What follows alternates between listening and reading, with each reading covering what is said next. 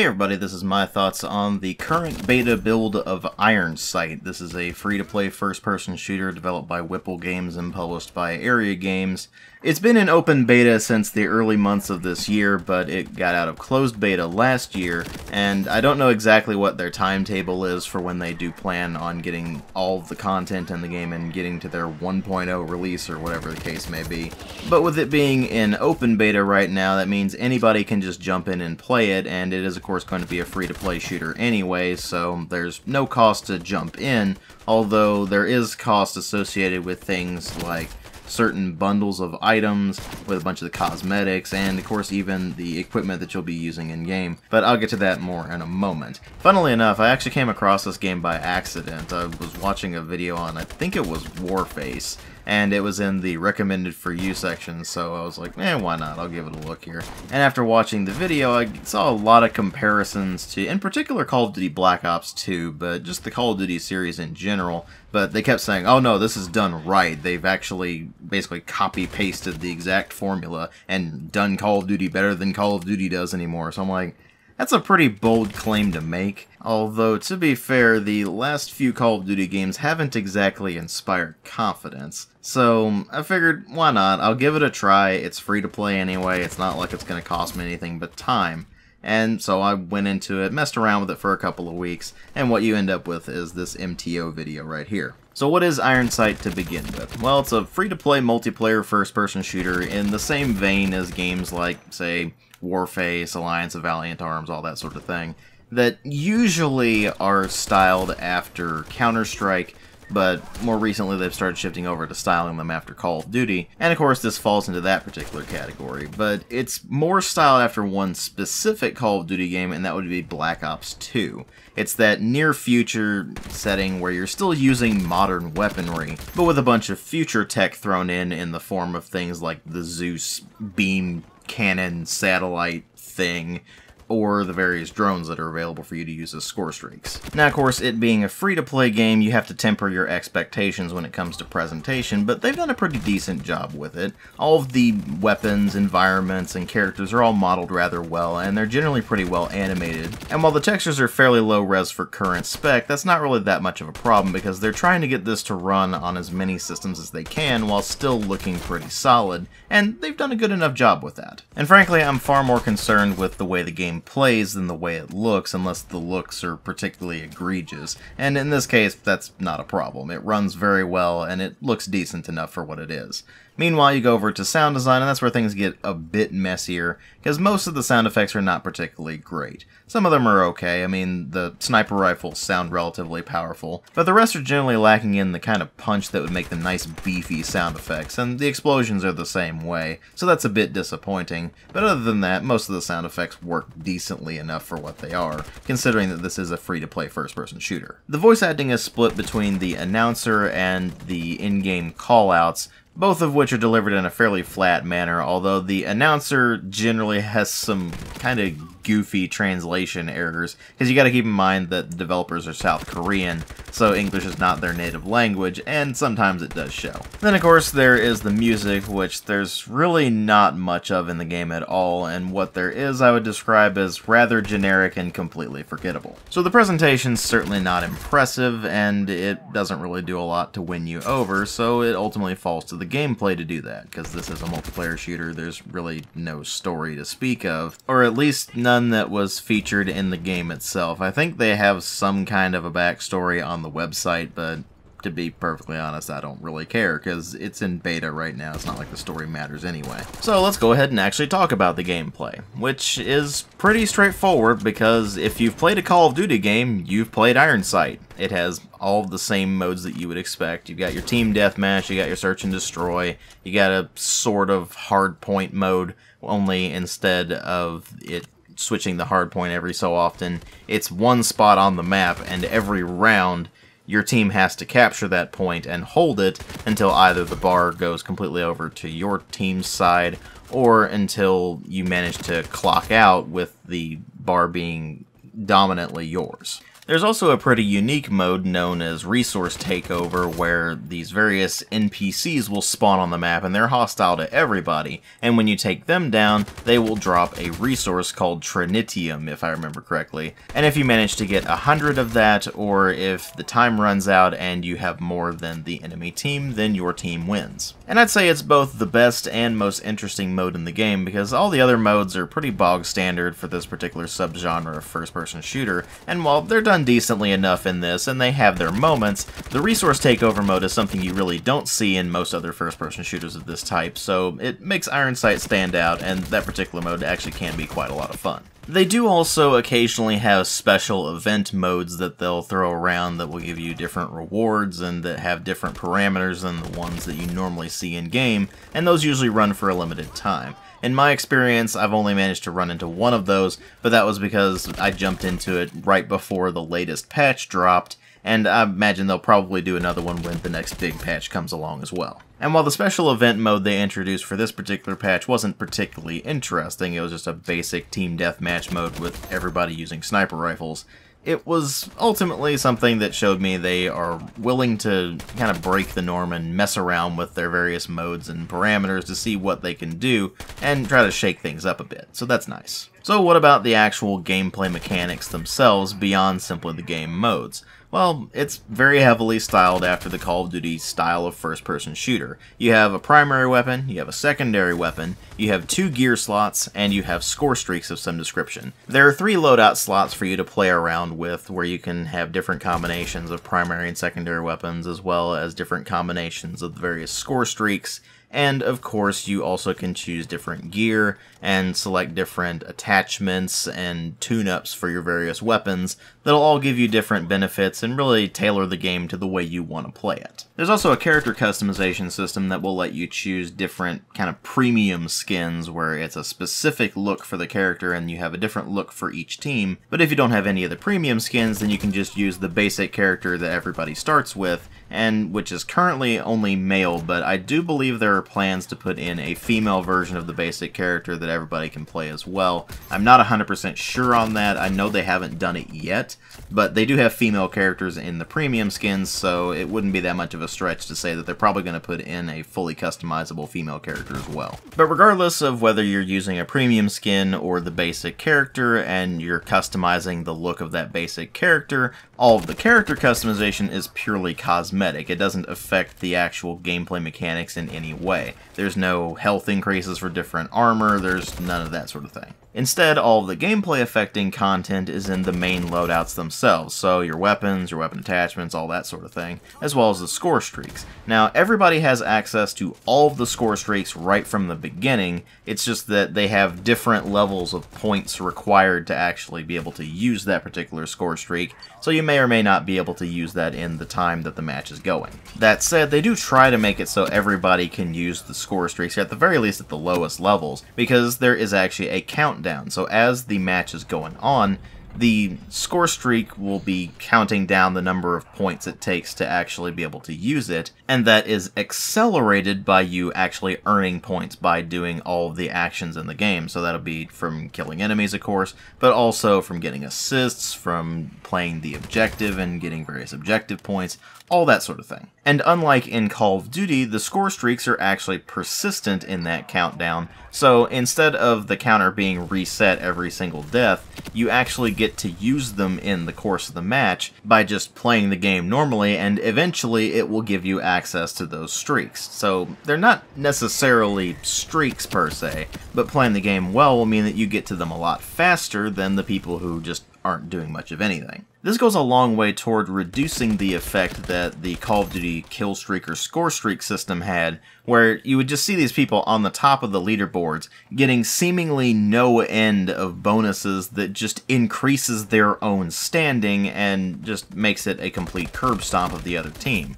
You don't really get that with Ironsight. You do get some back and forth, and you do have moments where one team will completely dominate the other team, but it's considerably less of a problem of the score streak or kill streak system, and more of a matter of making sure that you're utilizing those streaks to their best effect, and of course that you're just playing the game well anyway. Very few of the matches I've played thus far have been decided by the score streaks. It's mostly been decided by individual players' skill and whether they're working with their team or not, and that's definitely a good thing in a game like this. And that's especially surprising because this is a free-to-play first-person shooter, and those are normally plagued by issues of pay-to-win.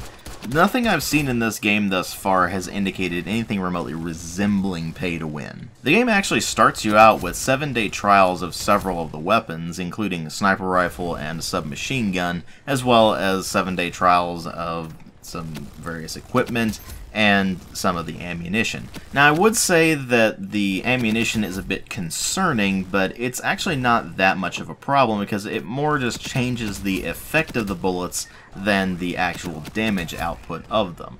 Mostly, it just changes whether or not they do more damage through surfaces, and as far as any sort of appreciable effect on whether or not they take enemies down quicker, I didn't really notice all that much of one. But of course, to make the waters a bit murkier, the equipment and the ammunition is only available on a rental basis. You pay some of the in-game GP, which is the currency you earn by doing pretty much everything, and you can only rent it for a certain number of days before you have to renew that. Now, a certain amount of your loadout at the beginning is permanent. You get a K2C assault rifle that is always in your account no matter what.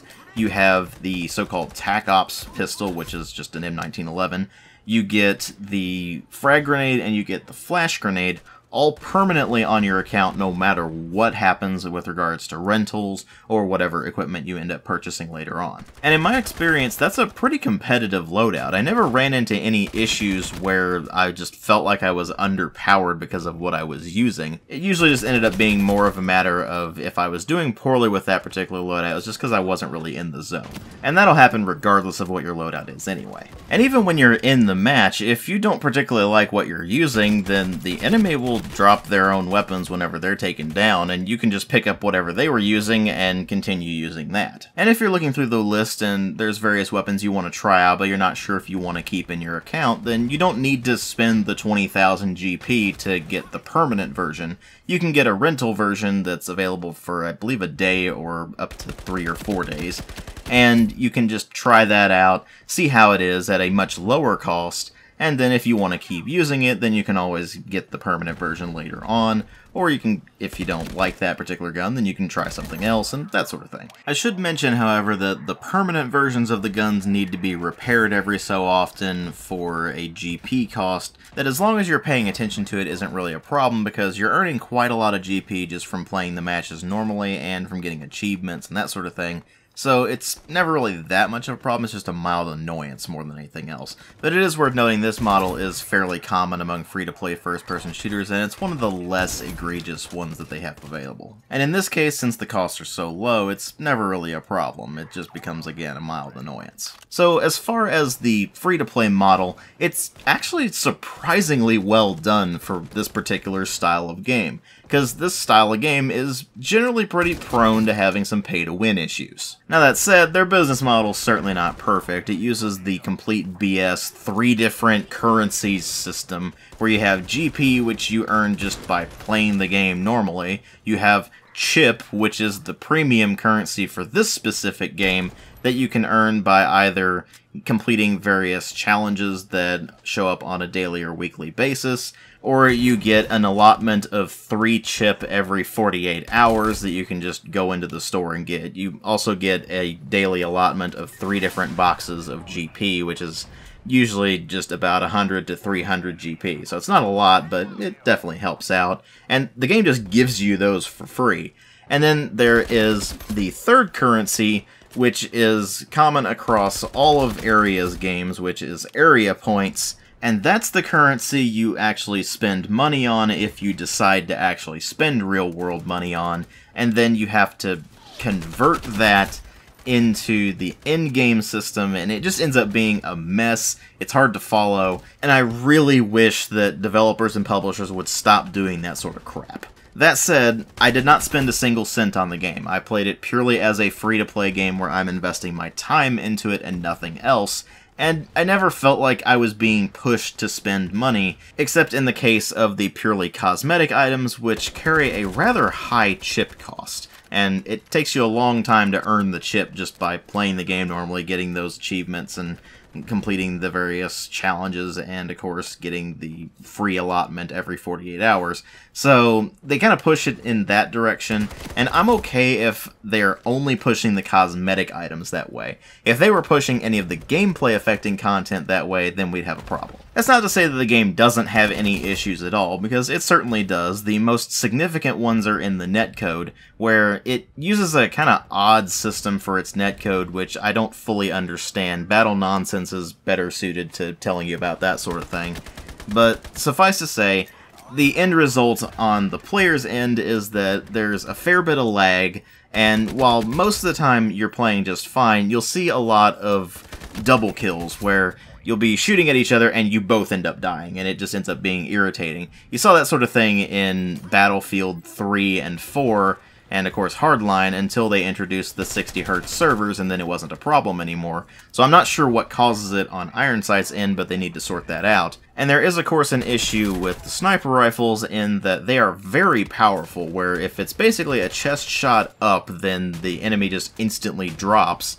And that's hard to balance out if you want the sniper rifle to be really useful, but at the same time, it can be really irritating if somebody is good at quickscoping. Now, I know that's a dirty word among the console side of the Call of Duty fan base, but it's not really that much of an issue on PC because you don't have aim assist. And that's the case with this as well. You don't have aim assist in this. It's just rather easy to use the sniper rifles if you know what you're doing, and it ends up being irritating to people on the other end of that. Aside from that, there are loot boxes in the game which you do earn on every level up, and you do get them as login bonuses every 7 days as well.